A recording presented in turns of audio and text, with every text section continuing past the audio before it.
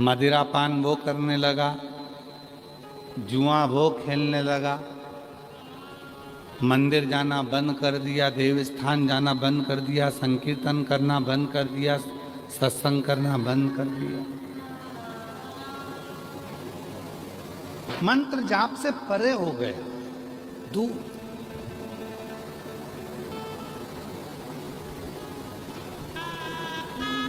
आखिरी में पैसे की भूख इतनी बढ़ गई, धन की भूख इतनी बढ़ गई कि मेरा पति चोरी करने लगा और चोरी का धन लेकर जा रहा था, और वो चोरी के धन को दीवार पर चढ़कर चोरी के धन को लेकर जा रहा था। उसको नहीं मालूम था कि साइड में कुआं है, उस कुएं के जल में मेरा पति गिर गया, और गिरते ही मेरे पति के प्राण वो प्रेत योनि में चला गया।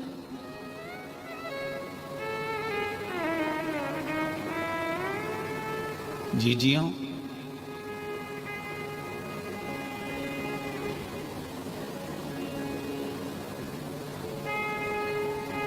मंगला गौरी व्रत जो माताएं करती हैं उनको तो मालूम होगा कि श्रावण के महीने में मंगलवार के दिन ये मंगला गौरी व्रत होता है।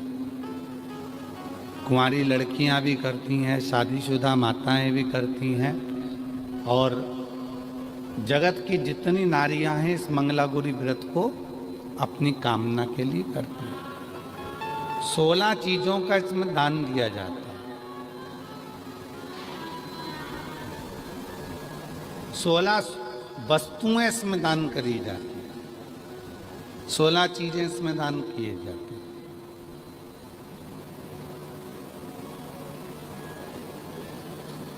चंचुला देवी ने जैसे ही देखा कि मेरा पति प्रेत योनि में पड़ गया, और इस प्रेत योनि में पड़ने के बाद इसकी गति नहीं होगी, इसकी गति नहीं हो सकती, अब इसको प्रेत योनि से मैं मुक्त कैसे करूं? मैं क्या करूं? मैं क्या करूं कि ये प्रेत योनि से मुक्त हो जाए?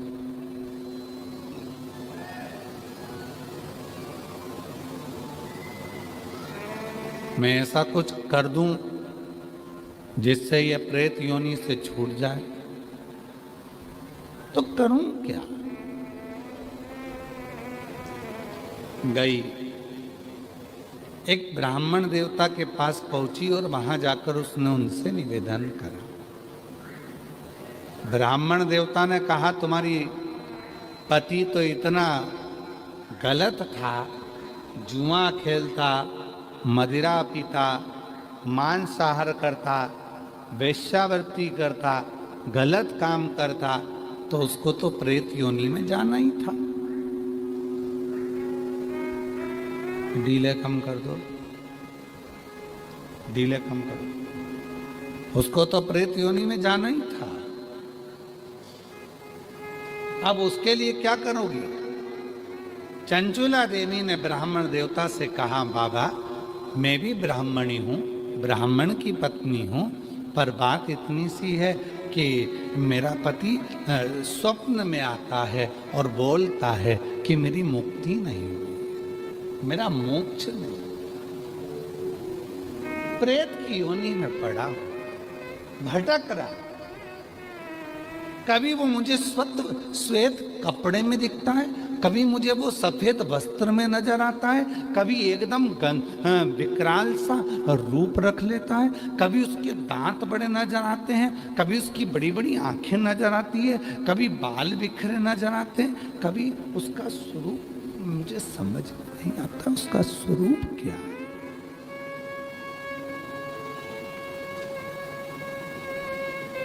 मेरे को समझ में नहीं आता कि उसका स्वरूप क्या है,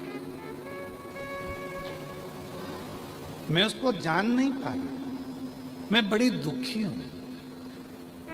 ब्राह्मण देवता ने कहा कि अगर तुम्हारा पति प्रेत योनि में है तो उसके लिए तुम्हारे को मैं एक संत का पता देता हूँ, संत के पास जाओ, उस साधु से पूछो। साधु के पास गई, बाबा जी मेरा पति प्रेत योनि में पड़ा हुआ है, उसकी मुक्ति नहीं हो रही है, उस मुक्ति का तुम्हें जतन क्या करूं, उसकी मुक्ति का साधन क्या करूं, उसकी मुक्ति के मैं करूं, उसकी मुक्ति के उपाय क्या करूं।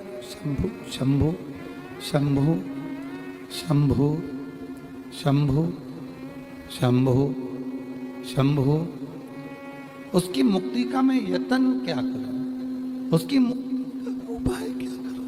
शंभु शंभु शंभु शंभु शंभु शंभु, उसकी मुक्ति का मैं यत्न क्या करूं, उसकी मुक्ति का मैं उपाय क्या करूं,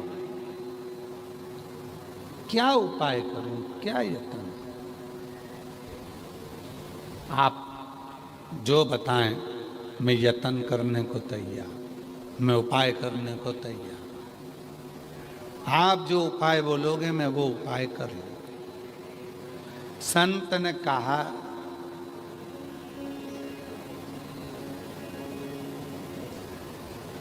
उस तीर्थ में चले जाओ और उस तीर्थ में जाकर यज्ञ करो।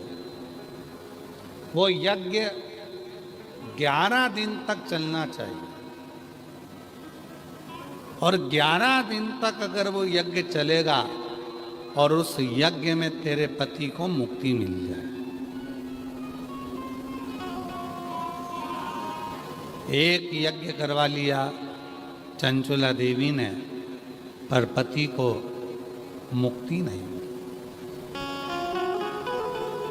आज ये चरित्र निकला है तो मेरी जितनी जीजियां बैठी हैं कि चंचुला देवी ने श्रावण के महीने में जो मंगला गौरी व्रत का जो कर्म यहाँ पर वर्णन आता है, बड़ी प्रेम की कथा है, आप बहुत सावधानी से सुनिएगा। संसार की पहली स्त्री थी चंचुला देवी, संसार की पहली नारी थी चंचुला देवी, जिसका पति मर गया था, प्रेत योनि में पड़ गया था, और प्रेत योनि में पड़ने के बाद भी चंचुला देवी वेधव्य होने के बाद, विधवा होने के बाद, मंगला गौरी की कृपा से, शिव की कृपा से, मां जगत जननी की कृपा से वापिस अखंड सौभाग्यवती हुई थी और पति के लोक को चली गई।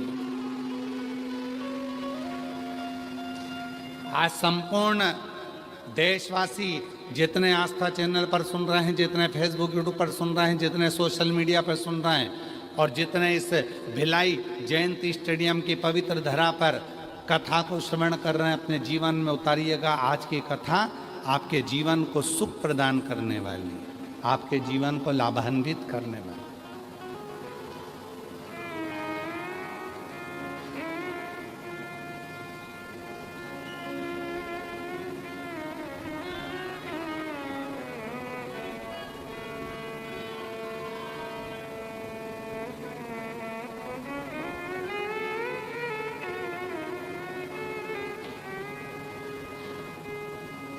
गई चंचुला देवी तीर्थ में जाकर उसने यज्ञ करवाया, पर उस यज्ञ से उसके पति को मुक्ति नहीं। पति फिर दर्शन दिया और अब की बार पति आया तो वो एक छोटे से सर्प के रूप में उसके कक्ष में आ गया, और कक्ष में आकर उसके जिस जगह पर वो जिस स्थान पर सोती थी, उसी स्थान के कोने में वो बैठा। एक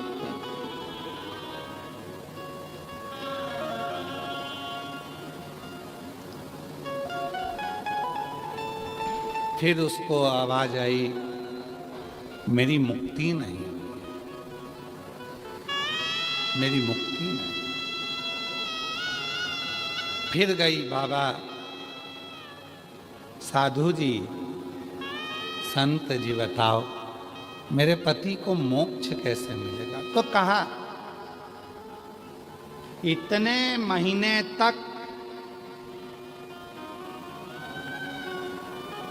आपको व्रत रखना पड़ेगा, और उस व्रत को रखने के बाद इतना सामग्री आपको पूजन कराना पड़ेगा और इतनी सामग्री का आपको दान देना पड़ेगा। चंचुला देवी ने व्रत रखा। कहते हैं 2.5 वर्ष तक चंचुला देवी उस व्रत को करती रही। 2.5 वर्ष जो व्रत संत ने बताया था वो 2.5 वर्ष तक चंचुला देवी ने करा। 2.5 वर्ष में चंचुला देवी केवल जल का आचमन करती थी। जल का आचमन चंचुला देवी करती थी, उसके सिवाय कुछ न लेती थी। ऐसी दुर्बल सी चंचुला देवी 2.5 वर्ष में हो गई थी। 2.5 वर्ष में एकदम दुर्बल हो गई थी। कुछ भी शरीर में नहीं था, केवल हार्ड शरीर में हड्डियां ही हड्डियां थी और ये चमड़ी थोड़ी सी चढ़ी हुई थी, मांस पूरा गल चुका था। चंचुला देवी एकदम दुर्बल हो गई थी, एकदम दुर्बल। पूरा व्रत कर लिया, दान कर लिया, पुण्य कर लिया, उपवास कर लिया, यज्ञ कर लिया। अब चंचुला देवी ने विचार करा, अब तो मेरे पति को प्रेत की योनि से मुक्ति मिल गई होगी। चंचुला देवी वापिस अपने घर पर आई। घर पर आकर चंचुला देवी ने फिर विश्राम करा और विश्राम करने के बाद प्रातः में उठी। उठकर भोजन बना रही थी और भोजन बनाते समय खिड़की में से आवाज आई, भूख लगी है, भोजन दे दो, मुझे भूख लग रही है, भोजन दे दो, मैं भूखा हूं, भोजन दे दो। जो खिड़की में से झांका, चंचुला देवी ने तो कोई नजर नहीं आया। फिर भोजन बनाने बैठी तो फिर आवाज आई, मुझे भूख लगी है, भोजन दे दो। चंचुला देवी ने आवाज लगाकर कहा, मैं खिड़की में से झांकती हूँ, कोई मुझे दिखता नहीं है। तुम कौन हो जो तुम भूख से व्याकुल हो और मुझसे भोजन मांग रहे हो? तभी बिंदुक फिर आवाज लगाकर बोला, चंचुला मैं तेरा पति बिंदुक प्रेत योनि में पड़ा हूँ, मेरी मुक्ति नहीं हुई है। चंचुला कहती है, मैंने यज्ञ करवा दिया, मैंने पूजन करवा दी, मैंने व्रत करवा दिया, मैंने उपवास करा दिया, मैंने दान दे दिया, मैंने अनुष्ठान करा दिया, मैं सारे तीर्थों में घूम कर आ गई, सारे तीर्थ में होकर आ गई और हर जगह पर मैंने सब कुछ किया। अब केवल मेरे पास कुछ भी धन नहीं बचा है। केवल जिस छोटे से झोपड़े में मैं रहती हूँ, इस झोपड़े को बेचने के सिवाय मेरे पास साधन नहीं है। मेरे जितने जेवर थे मैं सब बेची आई, क्योंकि अब कुछ बचा नहीं है। यज्ञ कराना है तो थोड़े धन की जरूरत पड़ेगी, अनुष्ठान कराना है तो धन की जरूरत पड़ेगी, उपवास करा है तो भी धन की जरूरत पड़ेगी, और कोई पाठ पूजन करना है तो भी धन की जरूरत पड़ेगी। मेरे पास अब धन नहीं बचा है। मैं कैसे तुम्हारी मुक्ति का साधन ढूंढूं? मैं कैसे तुम्हें मुक्त कर दूं? कैसे मुक्त? चंचुला की आज आंख में से जल बह रहा था और रो रही थी चंचुला, आंख में से जल निकल रहा, जल समझ नहीं पा रही अब मैं क्या करूं। रो दी, बिलख दी, चल दी।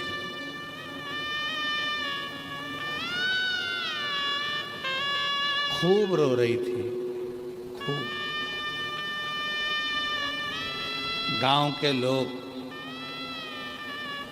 काशी जा रहे थे।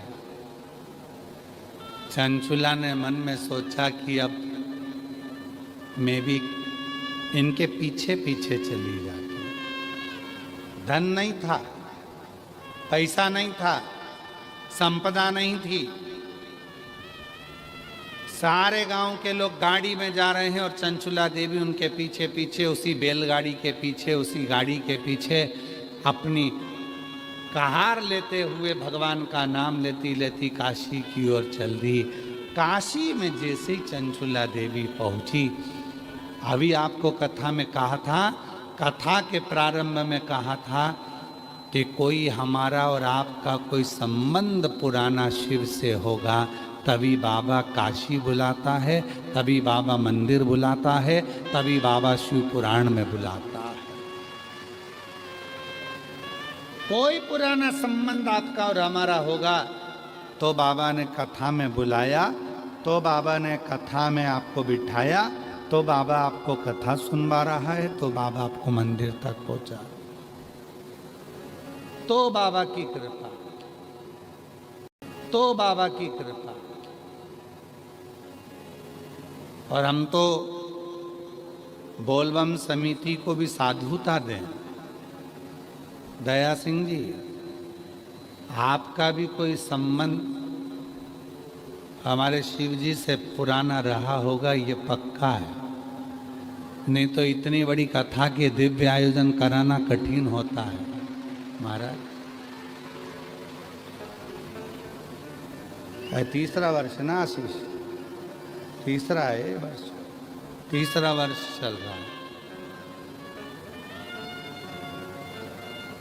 लोग एक बार कथा करा लेते हैं दया सिंह जी, या उनकी समिति एक बार कथा करा लेती है तो 25 बार सोचना पड़ता है कि अगले साल कराऊं ना करूं। क्यों?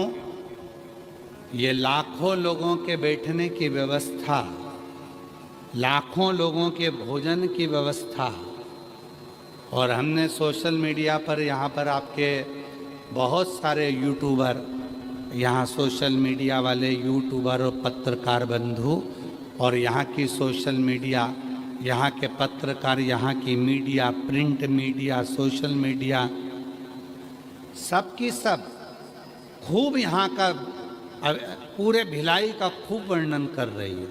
मैं सारे पत्रकार बंधुओं को और यहाँ के यूट्यूबरों को, यहाँ के सोशल मीडिया वालों को, सबको हाथ जोड़कर साधुता देता हूँ, धन्यवाद देता हूँ, जो आप भिलाई की इस पवित्र कथा की दिव्यता प्रदान कर रहे हैं।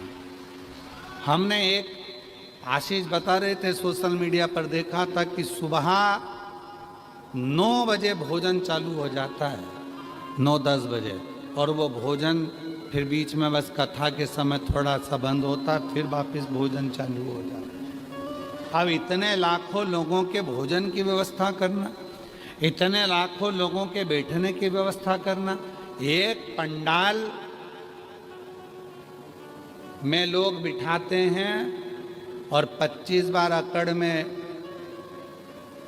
बैठते हैं। और धन्यता है आपकी कि कल भी आप नीचे बैठकर कथा श्रवण कर रहे थे और आज भी आप जमीन पर ही बैठकर, नीचे ही बैठकर कथा सुन रहे। तो उसके लिए साधुता, ये शिव का कोई परम भक्त ही कर सकता है, वरना किसी की सामर्थ्यता नहीं है कि कोई कर सके। साधु बैठिए, शिव भक्त ये किसी की सामर्थ्यता नहीं। और बोलो, जितने भी बैठे हो, एक प्रश्न कर लूं आपसे, उत्तर दोगे? पास का पैसा तो नहीं लिया? जम के तो बोलो जरा, खड़े होके बोलो जरा, खड़े होके बोलो। पास का पैसा तो नहीं लिया? नहीं लिया ना? साधुता है। बैठिए, धन्यवाद बहुत बहुत। इसको कहते हैं सच्चा शिव भक्त, सच्चा उपासक। एक बार जोरदार ताली बजाओ। साधुता, इसी को सच्चा भक्त।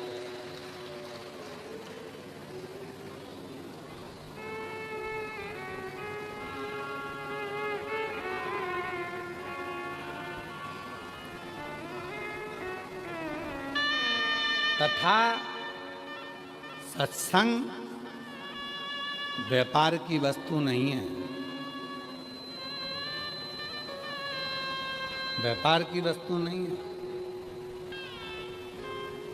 कई लोग तो ऐसे भी हैं जो हमारा ही नाम लेकर धन भी ले लेते हैं। तो कथा, सत्संग, संकीर्तन व्यापार की वस्तु नहीं है, ये भगवान की विरल भक्ति।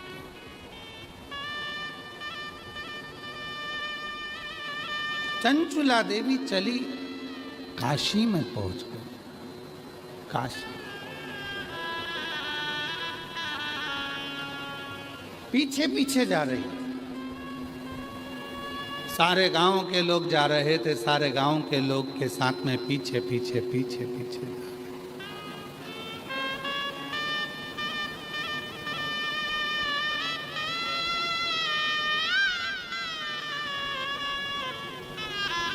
और होता है महाराज, पकड़ के हाथ जो तेरा।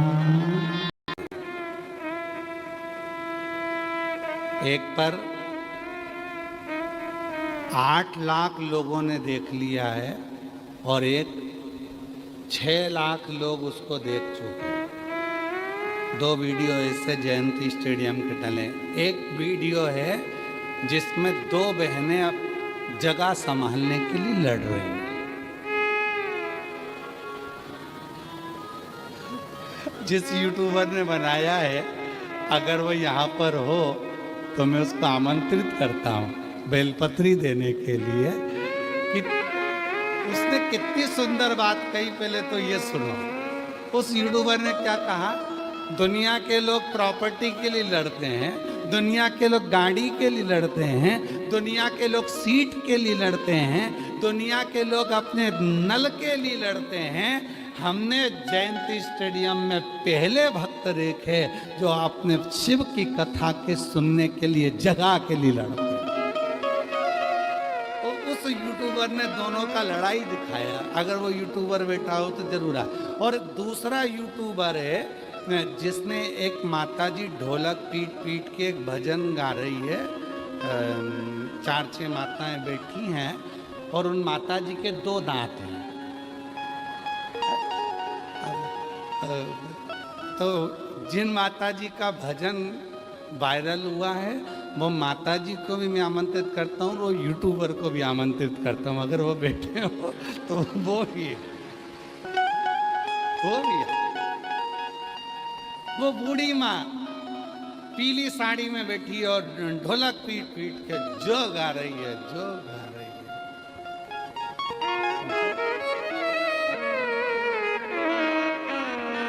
तो वो माँ अगर बैठी हो तो वो भी, और वो यूट्यूबर बैठा हो जिसने वो यूट्यूब पे डाला है, उस यूट्यूबर को मैं साधु का आए।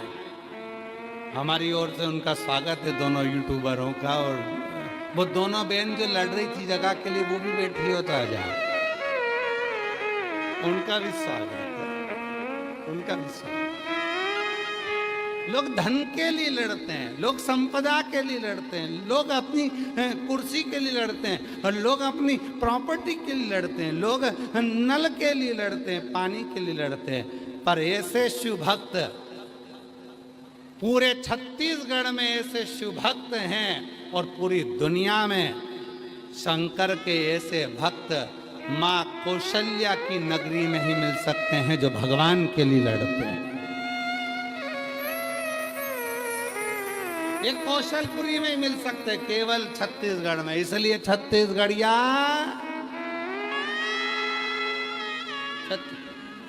एक माता जी ने छत्तीसगढ़ी भाषा में पत्र लिखा, हमको जितने पढ़ते बनेगा पढ़ते बनेगा, नहीं तो हम तुमसे पढ़ा लेंगे।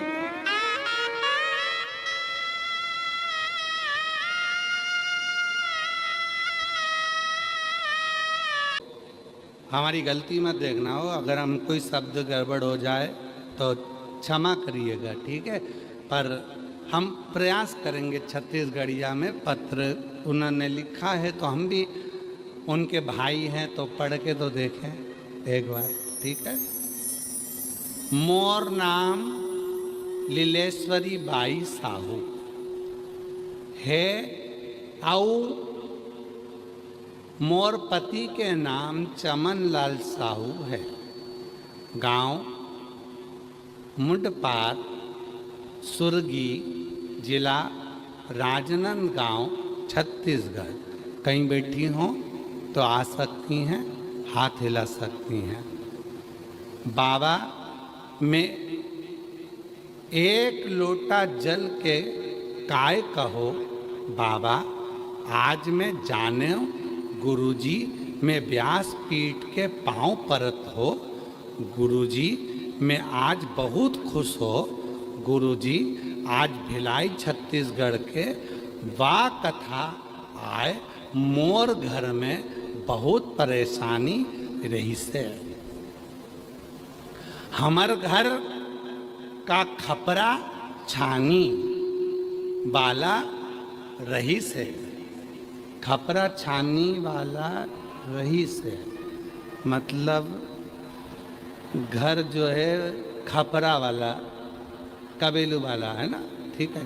खपरा छानी रही है। गुरुजी हमार घर के सबो जन मंदिर में एक लोटा जल चढ़ाए बर जाए। गुरुजी बाबा भोलेनाथ के कृपा ले हमार घर खपरा छानी से पक्का घर मकान बन गया हो। मोर पतिहा मिस्त्री काम करत रहिस्ता। बाबा के कृपा ले बाबा की कृपा ले ई रिक्शा भी दिला दिस। मैं यहाँ आके बहुत खुश हूँ। दया सिंह भैया ला धन्यवाद जे हाँ 4 बार यहाँ कथा कराई सऊ। मैं 4 बार आए हो। धन्यवाद गुरुजी, हमला बाबा भोलेनाथ के बारे में बताया, अच्छा किया। और नीचे लिख दिया लुटा दिया।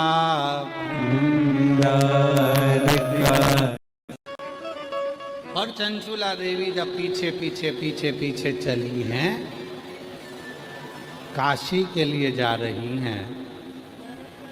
कुछ भी नहीं है चंचुला के पास, ना भोजन के लिए है, ना पहनने के लिए, ना भोजन ना पहनने, ना ज्यादा वस्त्र हैं, ना ज्यादा आभूषण, कुछ।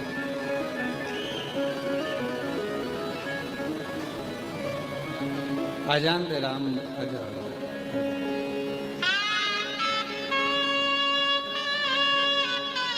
जोरदार ताली बजाओ। पवित्र कथा शिव तत्व कह रहा है। बाबा की पवित्र कथा कर रहे हैं, शिव तत्व कह रहा है, शंकर जी की कथा वर्णन कर रहे हैं।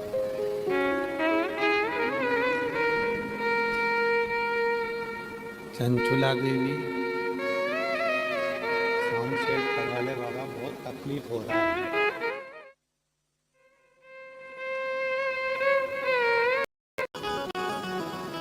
काशी अगर गए हो कभी जिंदगी में, और काशी कभी जाओ अपने जीवन काल में,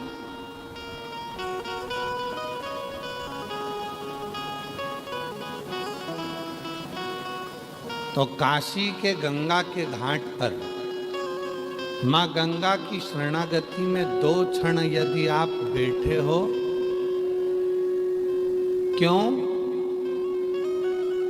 क्योंकि काशी की गंगा एक ऐसी गंगा माँ है जो पुनः भोलेनाथ जी के चरण छूकर वापस लौट कर चली गई।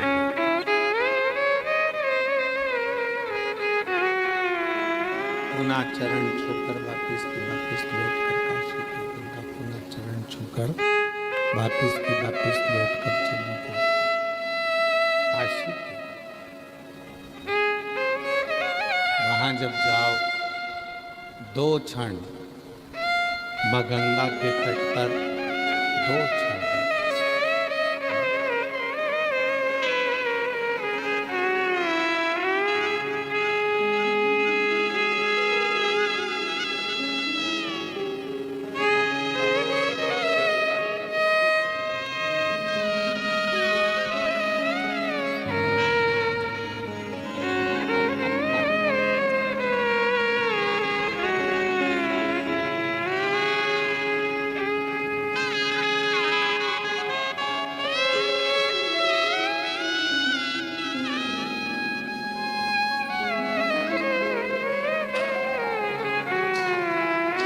काशी कभी जाएं, भगवान कहते हैं तो आपको एक ऊर्जा माँ गंगा अपने आप प्रदान करती है। आप सबको मालूम होगा कि हरिद्वार से गंगा जी का जल लाया जाता है, प्रयाग से गंगा जी का जल लाया जाता है, ऋषिकेश से गंगा जी का जल लाया जाता है, गंगोत्री से गंगा जी का जल लाया जाता है, गंगा सागर से भी गंगा का जल लाया जाता है। पर केवल गंगा जल एक जगह से नहीं लाया जाता, वो काशी से नहीं लाया जाता। काशी से गंगा का जल लेकर नहीं आता।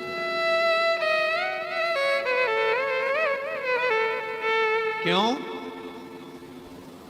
क्योंकि वो अविमुक्त ईश्वर मेरे बाबा विश्वनाथ की धरा है, अविमुक्त नहीं।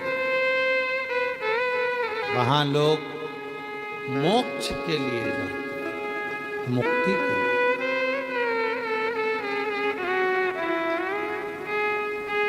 चंचुला देवी भी काशी के गंगा जी के घाट पर पहुंच गए और काशी के गंगा जी के घाट पर चंचुला देवी पहुंची और मां चंचुला देवी घाट पर बैठकर रो रही है, आंख से आंसू निकल रहे, नयन से जल रहे, आंख से आंसू।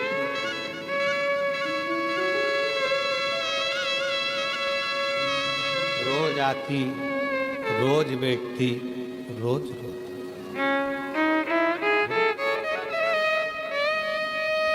और रोना किस बात का आ रहा था कि मैंने यज्ञ करा, मैंने अनुष्ठान करा, मैंने तप करा, मैंने साधना करी, मैंने व्रत करा, मैंने पुण्य करा, मैंने दुनिया भर की पूजन करी, मैंने दुनिया भर का काम किया, पर मेरे पति को प्रेत की योनि से मुक्ति क्यों नहीं मिली? जो बोला मैंने वो करा, पर मेरे पति को मुक्ति नहीं मिली, प्रेत योनि से वो छूट नहीं। प्रेत योनि से वो मुक्त नहीं। क्या करूं? क्या? तब चंचुला निकल कर जा रही थी और एक संत माँ गंगा का एक लोटा जल भरकर रोज स्नान कर कर जाते थे, चंचुला को रोता हुआ देखते थे।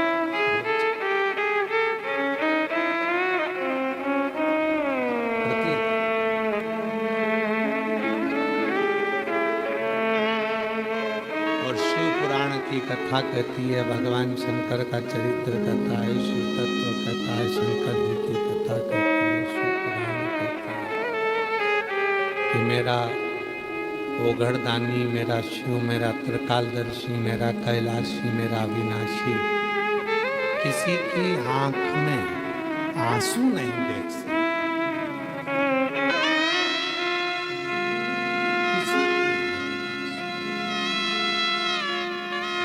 अगर कोई रोता हुआ दिखता है, मेरा शिव कहता है क्यों रोना, अब सौंप दिया इसे जी। और संत देखे नैनों से जल बह रहा था रोज प्रतिदिन।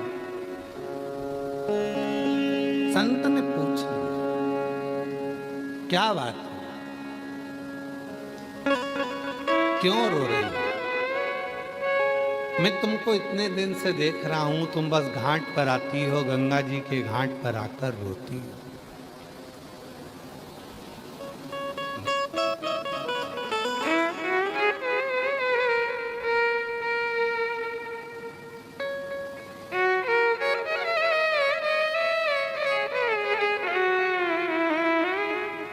मैं तुमको इतने दिनों से देख रहा हूं, तुम गंगा जी के घाट पर आती हो, बैठती हो, रोती हो, बात क्या है बेटा?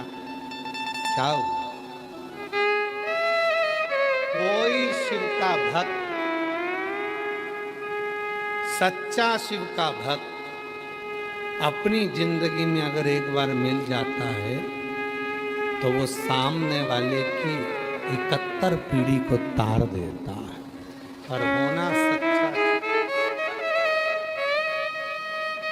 एक भक्त ऐसा होगा जो अपने से जोड़ेगा और एक भक्त ऐसा होगा जो मंदिर से जोड़ेगा।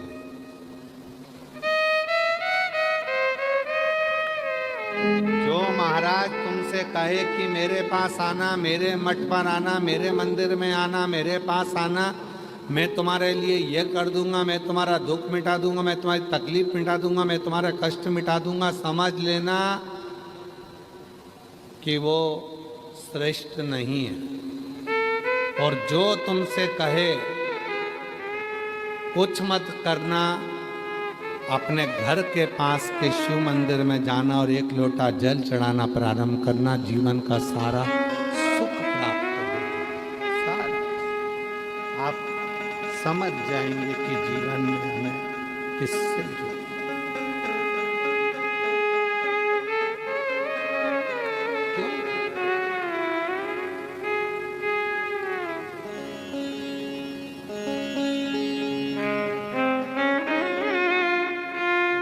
सच्चा शिव भक्त।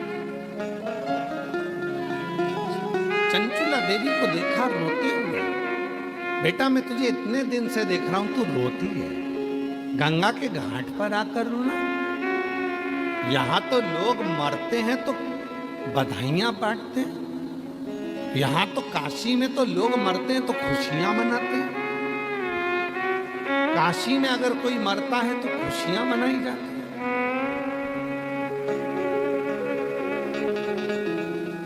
काशी में तो रोया भी नहीं जाता कि लोग यहाँ आकर रोते हो मरने के लिए कि हमारा ये दादा चले गया, परदादा चले गया, पिता चले गए, माता चली गई। नहीं नहीं, यहाँ तो कोई मरता है तो बधाइयाँ बांटी जाती है, खुशियाँ मनाई जाती है कि काशी में मरा है। जिस काशी में तारक मंत्र दिया जाता है, मेरा वो घरदानी कान में आकर तारक मंत्र दे देता है, उस काशी में प्राण और तू काशी में आकर रो रही हो, काशी में आकर क्यों? चंचुला ने कहा मेरा पति प्रेत योनि में पड़ा हुआ है बाबा, मैंने यज्ञ करवा लिया, सब कुछ करवाया, अब मेरे पास में धन नहीं है बाबा, संपदा, मैं क्या करूं, क्या करूं?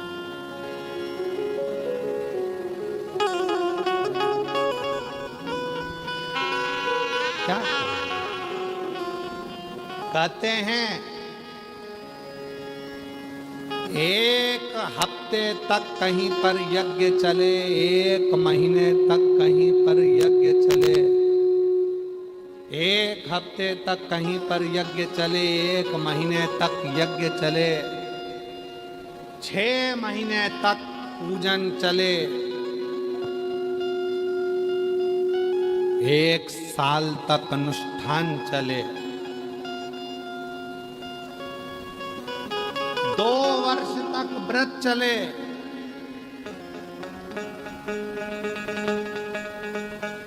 4 वर्ष तक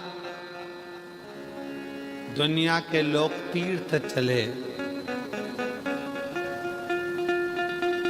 और जिंदगी में यदि एक बार कोई मन से शिव के शिवालय में जाकर 1 लोटा जल समर्पित कर दे और एक बार बैठकर शिव महापुराण की कथा यदि दिल से सुन ले तो उसको सारे यज्ञ तीर्थ पुण्य फल प्राप्त।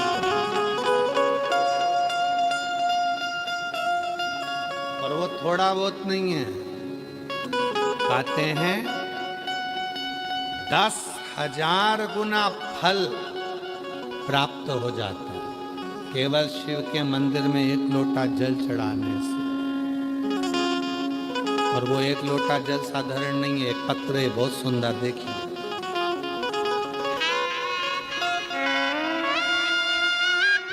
बेटा जल साधारण नहीं है, पत्र दे। तो रो रही थी कि उसके कोई बच्चा नहीं है और डॉक्टर कह रहे हैं कि बच्चा दानी निकलवा दो। इतनी तकलीफ में मेरी बेटी को देखकर तब मैंने मेरी बेटी से कहा, कहीं पर अगर कथा हो तो एक बार चली जा और उस कथा में जाकर बैठ जा। गुरुदेव, हम लोग यहीं भिलाई में जयंती स्टेडियम में कथा सुनने आ गए। 7 दिन तक हम जयंती स्टेडियम में अपनी दरी बिछा कर रहे और यहीं पर बाबा की कथा सुनी। बाबा की कथा सुनकर मेरी बेटी ने यहाँ की मिट्टी को अपने गर्भ से लगाया और बाबा की ऐसी कृपा हुई कि बेटी की बच्चेदानी को निकालना नहीं पड़ा और बाबा की कृपा से उसके घर में संतान की प्राप्ति भी हो गई। बाबा 5 सितंबर 2025 को मेरे घर में बाबा ने जन्म ले लिया, बेटी ने जन्म ले लिया और बाबा की ऐसी कृपा हुई गुरुदेव, शायद किसी ने नहीं सोचा होगा कि पंडाल में बैठकर कथा सुनने का क्या फल होता है। बाबा 2025 में सितंबर के महीने में मेरे घर में बच्चा हो गया और 2000 बाबा की कृपा से 24 की जो कथा सुनी थी 25 में मेरे घर में बच्चा हो गया। बाबा की कृपा से 2025 में ही मैं शिक्षा विभाग में सरकारी नौकरी में लग गई।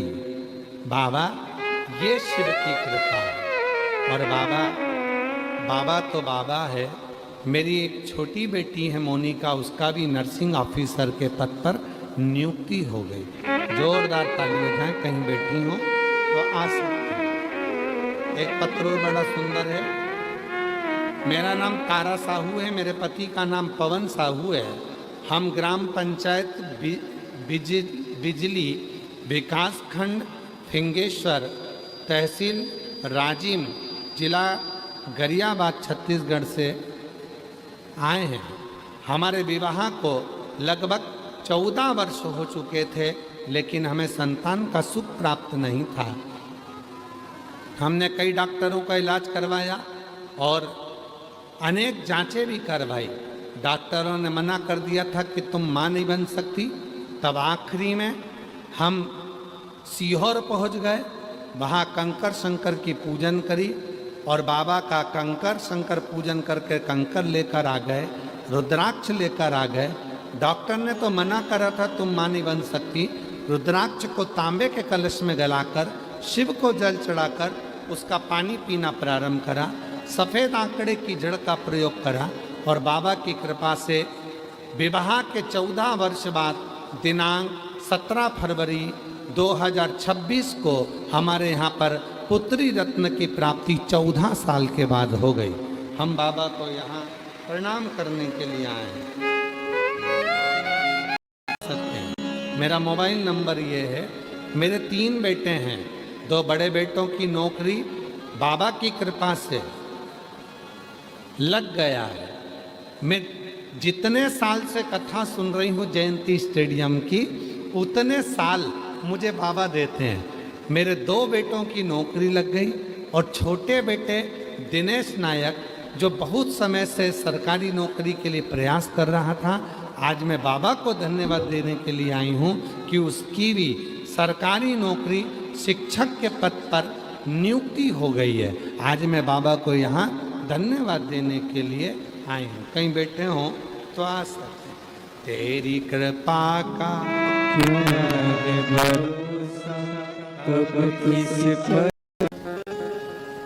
पैसा नहीं, क्यों चिंता करते। संत ने चंचुला देवी से कहा, चंचुला ये लो, ये पानी से भरा हुआ लोटा है, जो शिवालय मिले उस शिवालय में 1 लोटा जल चढ़ा दो। जा चढ़ा। जो शिवालय मिले तेरे को उसमें जल चढ़ाना प्रारंभ करो। और मेरी जीजियों, शिव महापुराण की कथा कहती है, चंचुला देवी का चरित्र कहता है कि लोग कहते हैं हम केदारनाथ जा रहे हैं, लोग कहते हैं हम अमरनाथ जा रहे हैं, लोग कह रहे हैं हम वहाँ जा रहे हैं। हमारा निवेदन है, सबसे पहले अपने घर के पास में जो शंकर का मंदिर है, शिवालय है, वहाँ एक लोटा जल चढ़ाना प्रारंभ कर दो। फिर केदारनाथ अमरनाथ जब चाहो तब तुम तुम्हारा मन पड़े फिर जब जा, पहले जल से।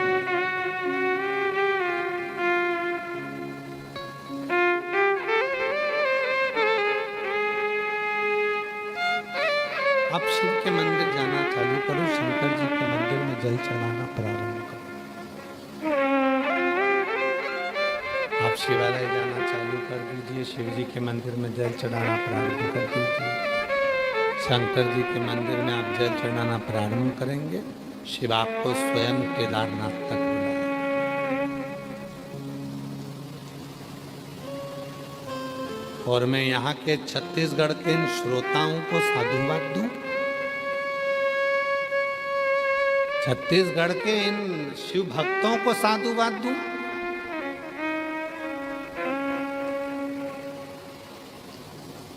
1 बजे कथा प्रारंभ हुई है,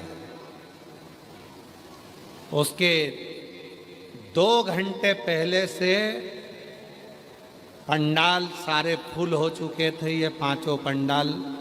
और हम देख रहे हैं, जब से आए हैं इस व्यासपीठ पर तब से देख रहे हैं लोग कितनी देर तक छाता पकड़कर अपनी जगह पर खड़े हुए हैं, गीली जमीन पर लोग बैठे हुए हैं और पंडालों में जगह नहीं है तो बाहर लोग, हम कहेंगे सोशल मीडिया से ये जितने आस्था चैनल वाले हैं, आप दिखाओ इनको कि इनको कहते हैं शिव भक्त, जो 3 घंटे से लगातार छाता पकड़कर पंडाल के बाहर, जगह नहीं है 5 पंडालों में तो पंडाल के बाहर छाता पकड़ पकड़ कर खड़े हैं।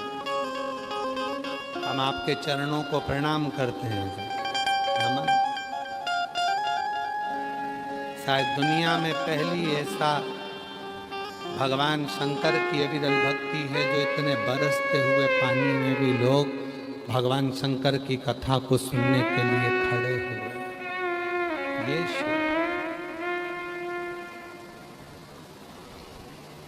और चिंता नहीं करना, खाली न जाता कोई, बहुत सारा धन आप कहीं लगा नहीं सकते, तुम्हारे पास कुछ भी नहीं है, घर में 1 लोटा जल तो है।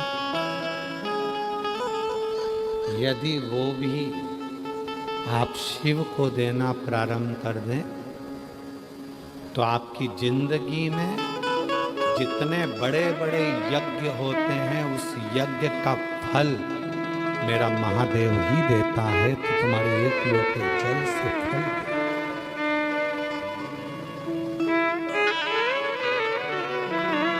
एक समस्या का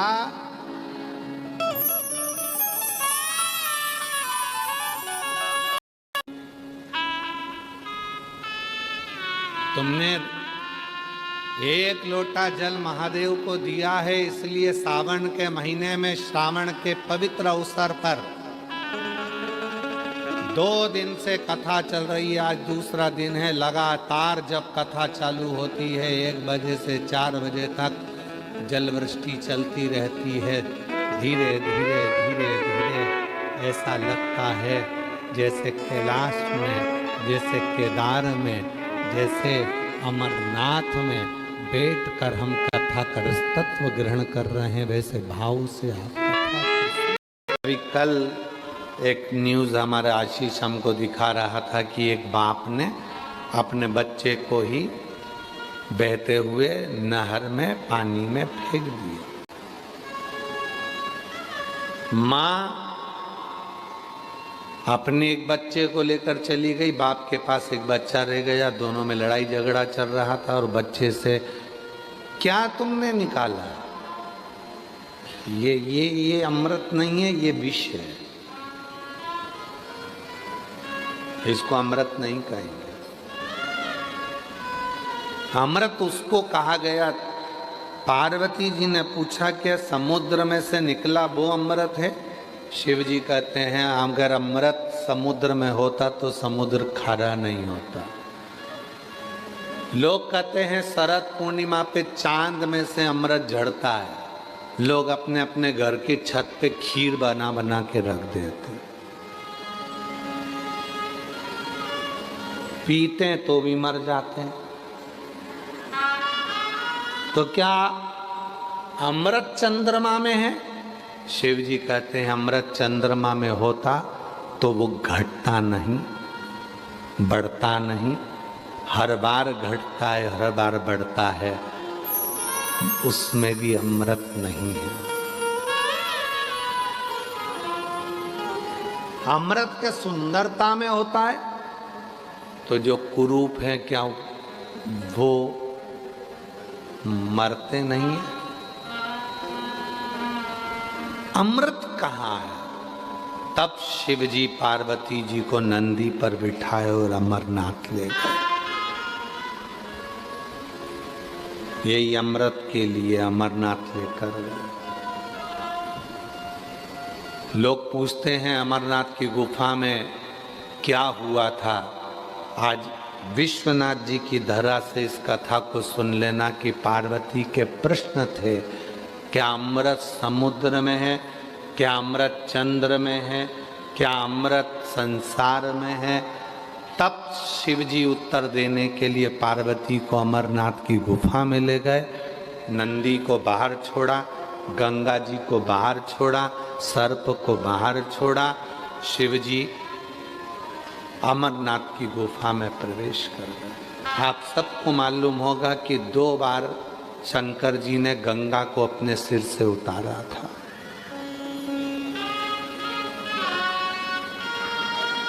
कितनी बार भगवान शंकर ने गंगा जी को अपने सिर से उतारा?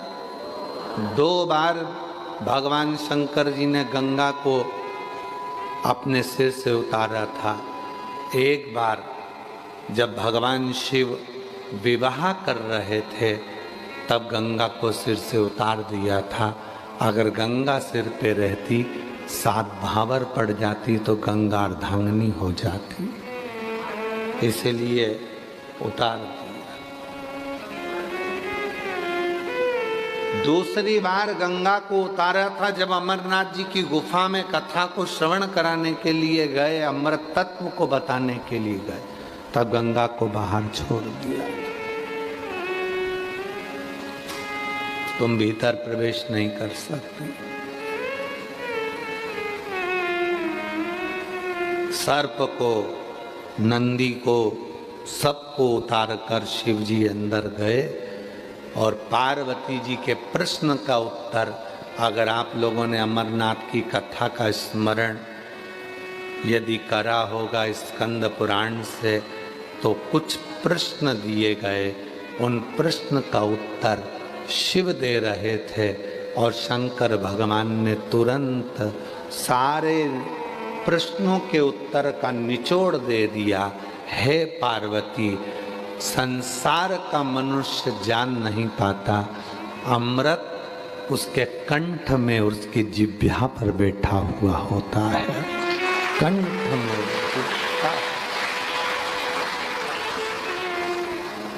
आप अपने कंठ से जब निंदा कर रहे हो, बुराई कर रहे हो, अपशब्द कर रहे हो, ताना दे रहे हो, गाली दे रहे हो, आड़ा टेढ़ा बोल रहे हो, तो तुम्हारे कंठ पर विष भरा पड़ा है। और जब आपके अंदर शिव तत्व होगा तो कोई निंदा भी करेगा, बुराई भी करेगा, गाली भी देगा, तो वो अमृत ही झड़ेगा, अमृत ही झड़ेगा। उसमें कुछ दूसरा झड़ना ही नहीं है। चलो एक बात और, उसको तुम गाड़ी में लेके जा रहे हो तो उसमें से पानी झलकेगा कि घी झलकेगा? जम के तो बोलो घी। पानी का घड़ा लेकर जा रहे हो और उसमें को गाड़ी में लेके जा रहे हो तो उसमें से गन्ने का रस झलकेगा, घी झलकेगा, तेल झलकेगा कि पानी झलकेगा? पानी झलकेगा। जो घड़े के अंदर होगा वही झलकेगा।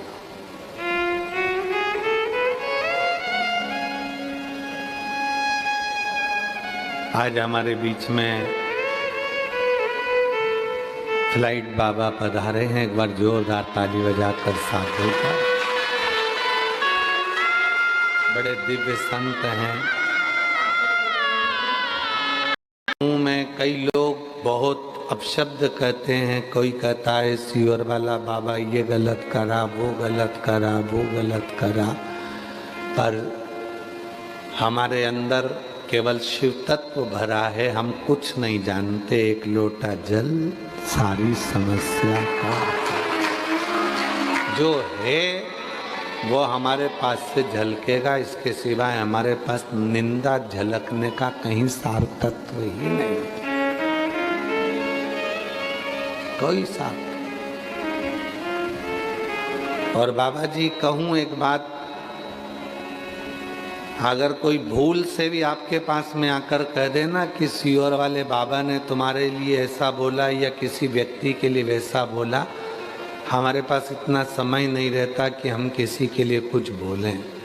हमारे 24 घंटे हर पल हम जब अपने कमरे से ही नहीं निकलते तो हमारी वाणी से केवल श्री शिवाय नमस्तुभ्यम ही निकलता रहता। हमें कोई मतलब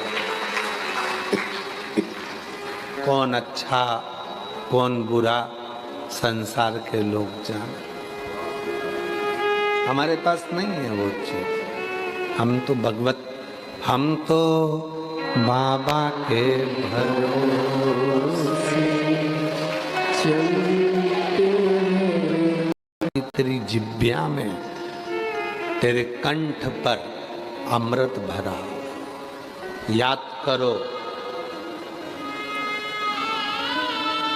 दुनिया के लोगों ने माँ काली का स्वरूप का दर्शन किया। चंदन दिया, माँ काली का दर्शन किया। दुनिया के लोग क्या कहते हैं? माता ने अपने पति के ऊपर लात रखी और जिब्या बाहर निकाली।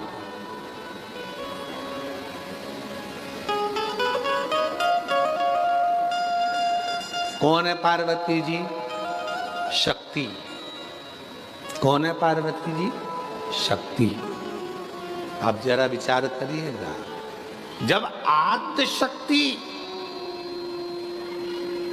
कोई अपनी पूरी शक्ति का प्रहार कर दे तो कोई बचेगा?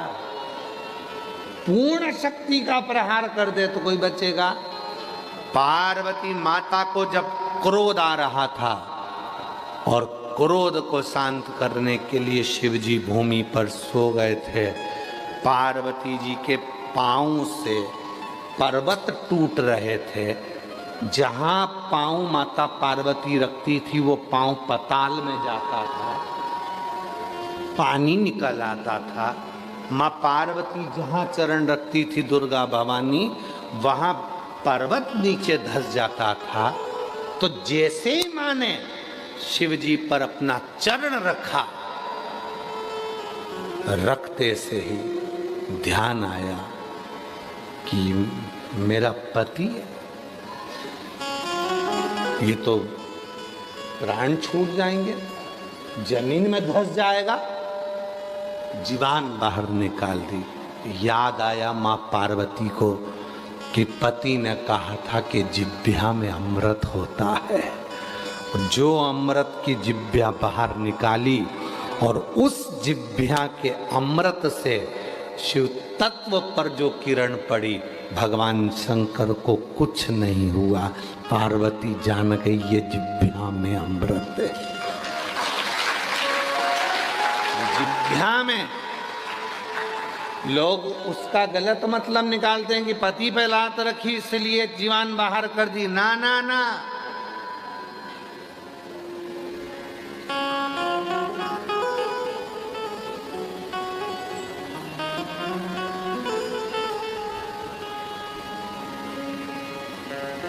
एक मातृत्व प्रेम किसको कहते हैं? छिन्नमस्ता माता का कभी नवरात्रि में आप लोग कभी स्मरण करें, देवी भागवत का पाठन करें, पढ़ाई करें, तो उसमें आपको आएगा शिव जी ने जब एक बार बहुत विष को धारण कर लिया था तो शंकर भगवान को भी माता पार्वती ने स्तनपान करा दिया, विष को समाप्त कर। अमृत कहाँ है? अमृत है हमारी जिह्वा में, अमृत है हमारी वाणी, और वाणी ऐसी जो मन का आपा खो। सुना होगा सदानंद कार्तिकेय जी के कितने मुख हैं? कार्तिक बाबा के कितने चेहरे हैं? 6। मंदिर में जाते हो तो कार्तिकेय जी के 6 चेहरे देखते होगे।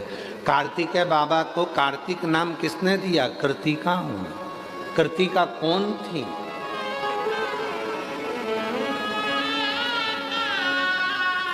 कौन थी कृतिका? अरे भाई, भगवान शंकर के तेज पुंज को लेकर अग्नि देवता चले। इतना तेज था उस तेज पुंज में, इतनी अग्नि थी उस तेज पुंज में, कोई दूसरा देवता उस अग्नि को अपने पास में नहीं रख सकता। तो अग्निदेव ने उसको झेला। अग्निदेव स्वयं अग्नि, फिर अग्नि से भी वो ना झिलाया तेज पुंज, गंगा जी को दे दिया। मां गंगा जी को दिया। गंगा जी उस तेज पुंज को लेकर आगे बढ़ी तो गंगा जी के जल में उछाले पड़ने लगे, और गंगा जी उछलने लगी। कहते हैं घाटों को गंगा जी ने छोड़ दिया, इतनी उछली मां गंगा, इतनी उछली।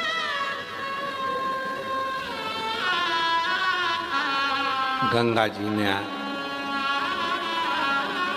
उस तेज पुंज को देखकर विचार करा, क्या करें हम इसका? तो गंगा जी ने 6 धार बना दी, 6 धार, 6 स्वरूप बना दिए। वो 6 स्वरूप एक वन में आ गए, घाट पे किनारे लग गए। पूछा अब क्या होगा इन 6 बच्चों का?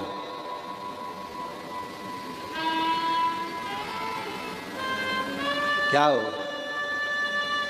और शास्त्र क्या कहता है? तारकासुर को मारने के लिए तारकासुर ने जो वर मांगा था कि मैं मरूं तो शिव जी के पुत्र के द्वारा मरूं, पर वो पुत्र भी कितने दिन का होना चाहिए? कितने दिन का पुत्र होना चाहिए? महाराज, पद्म पुराण कहती है, ब्रह्म वैवर्त पुराण कहती है, शिव महापुराण वर्णन करती है, लिंग पुराण कहती है, नर्मदा पुराण कहती है, स्कंद पुराण कहती है कि तारकासुर ने वर मांगा कि मेरे प्राण छूटें तो शिव जी के पुत्र के द्वारा छूटें, और वो पुत्र भी कितना बड़ा होना चाहिए? 7 दिन का। कितने दिन का? बच्चा 7 दिन का होना चाहिए जो मेरे को मारेगा। वो बच्चा 7 दिन का होना चाहिए जो मेरे प्राणों को छुड़ाएगा। शिव महापुराण, भागवत पुराण, ऐसी कई पुराणे हैं जिनको 7 दिन में पूर्ण करा जाता है। क्यों? क्योंकि 7 दिन की कथा हमारे 7 दिन के कार्तिकेय की लीलाओं का गुणगान करती और हमारे भीतर के अहंकार को, आसक्ति को, काम को, लोभ को, वासना को, तृष्णा को समाप्त करती है। 7 दिन। इसीलिए कहा जाता है शिव पुराण कितने दिन की है? यहाँ कितने दिन की है? आज कौन सा दिन है? 7वां। 7 दिन की। भागवत कितने दिन की होती है? 7 दिन। जीवन कितने दिन का है अपना और हमारा आपका? 7 दिन का। आप और हम पैदा कितने दिन में हुए? 7 दिन में। कोई रविवार, कोई सोमवार, कोई मंगल, कोई बुध, कोई गुरु, कोई शुक्र, कोई शनि, कोई रविवार, ऐसे 7 दिन में पैदा हुए। मरोगे कौन से दिन में? यही 7 दिन में। किसी को कोई सा दिन मिलेगा, किसी को कोई सा। मिलोगे 7 दिन में। और यही जिंदगी के 7 दिन है। रविवार को जन्म हुआ, सोमवार को बड़े हुए, मंगलवार को ब्याह हुआ, बुधवार को बच्चे हुए, गुरुवार को बीमार पड़े, शुक्रवार को हॉस्पिटल गए, शनिवार को निपट गए। 7 दिन पूरे हो गए। यही जिंदगी के दिन है। 7 दिन में से बचा कौन सा दिन? कोई सा नहीं। सब दिन ऐसे हो गए। और उसमें भी लोग लड़ने में लगे हुए हैं। किसी ने कह दिया आज ये वाला वार है,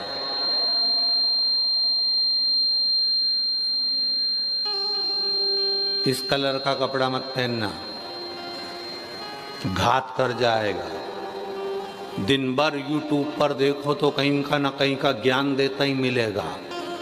सावन का महीना चल रहा है, भूल से भी ये गलती मत कर देना, दोष लग जाएगा। और तुम उसके चक्कर में पड़ गए। फिर तुम्हारे माइंड में घूमता रहा, हमने तो ये गलती नहीं कर दी। अरे मेरा भोला बाबा है, बाप कभी नहीं रूठता, कभी नहीं रूठता। माँ की गोद में बच्चा अगर गंदगी कर दे तो माँ नहीं रूठती, पिता की गोद में गंदगी कर दे तो पिता नहीं रूठता। उसी तरह यदि कोई कह दे कि तुमने तो 1 लोटा जल नहीं चढ़ाया, तुमने ये जल चढ़ा दिया, तुमने वो जल चढ़ा दिया, तुमने ऐसी पूजन कर दी, तुमने वैसी पूजन कर दी, तुमने ये कर दिया, तुमने वो कर दिया, माइंड में मत रहना। मेरा बाप है, उसको सब मालूम है। मैं क्या छुपाऊं? तिजोरी में जो भरा पड़ा है वो भी उसको मालूम है, और मेरे मन में जो भरा पड़ा है वो भी उसको मालूम है। तो छुपाऊं क्या? खाक क्या छुपाऊं मैं उससे? और तुम्हारे छुपाने से पड़ोसी से छुप सकता है, पति से छुप सकता है, पत्नी से छुप सकता है, बच्चों से छुप सकता है, उससे छुप सकता है नहीं, कुछ नहीं छुपा है। तो फिर कहीं का कहेगा कि बताओ तुमने ये वाला जल चढ़ाया, तुमने वाला जल चढ़ा दिया, तुमने तो शिव जी का ऐसा मंत्र बोल दिया, तुमने शिव जी का वैसा मंत्र बोल दिया, तुमने तो पूजन ऐसी कर ली, तुमने तो पूजन ऐसे। अरे तुम नीवी करोगे तो भी उसकी औलाद हो, और करोगे तो भी उसकी औलाद हो। वो तो सब उसके, उसमें क्या विचार? गलत ना सोचिए।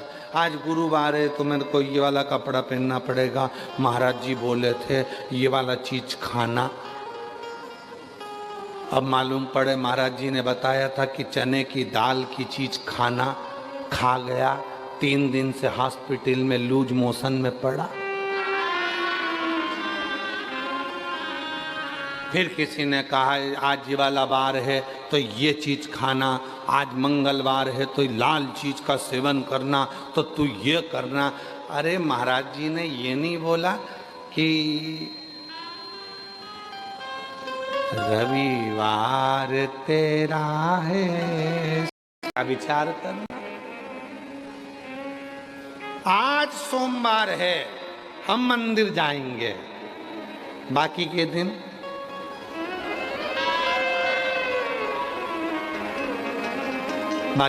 होटल में मेरा नाम चिन चिन चू,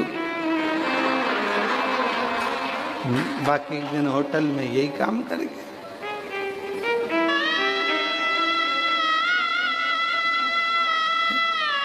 आज सोमवार है, मंदिर जाएंगे, बाकी के दिन लोगों के प्राण खाएंगे, हम मंदिर ना जाएंगे।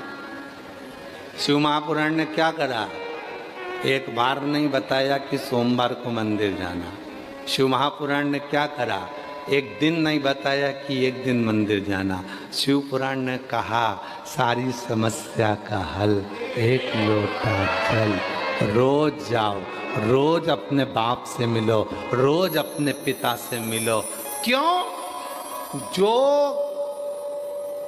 कम मिलता है तो प्यार थोड़ा दूर हो जाता है, प्यार थोड़ा दूर हो जाता है। जो रोज रोज मिलता है, रोज उससे प्रेम होता है, प्यार।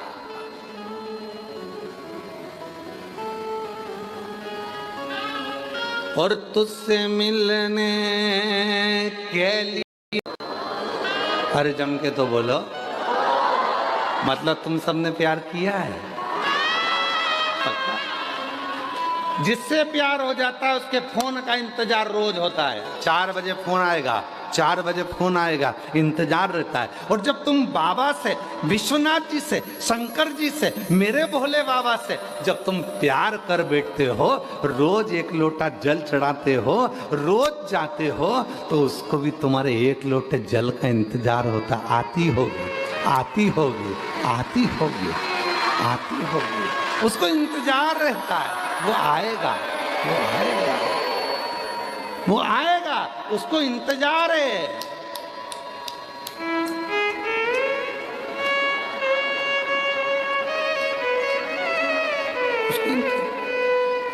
नंदी कमला नहीं आई रे।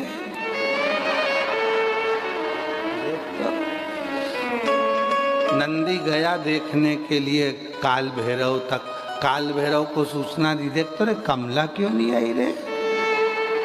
काल भैरव ने संकट मोचन को सूचना दी, देख क्या इसको कौन सा संकट आ गया, जा जल्दी जा। संकट मोचन गए, संकट मोचन ने महागौरी के पास गई, महागौरी से कहा जाओ देखो जरा कमला नहीं आई। इतने में महागौरी ने संकट मोचन जी से कहा चल दी है घर से लोटा लेके। आ रही थी, गोबर में पांव फिसल गया था तो वापिस गई घर, इसलिए थोड़ी लेट हो गई है। आ रही खबर पहुंची काल भैरव जी के पास। काल भैरव ने दी नंदी को, नंदी को। नंदी ने जाकर विश्वनाथ जी से कहा चिंता मत करो, निकल गई है, आ रही है, आ रही है। और जब वो बुलाता है सारे रास्ते क्लियर कर देता है, चल तो जाता है।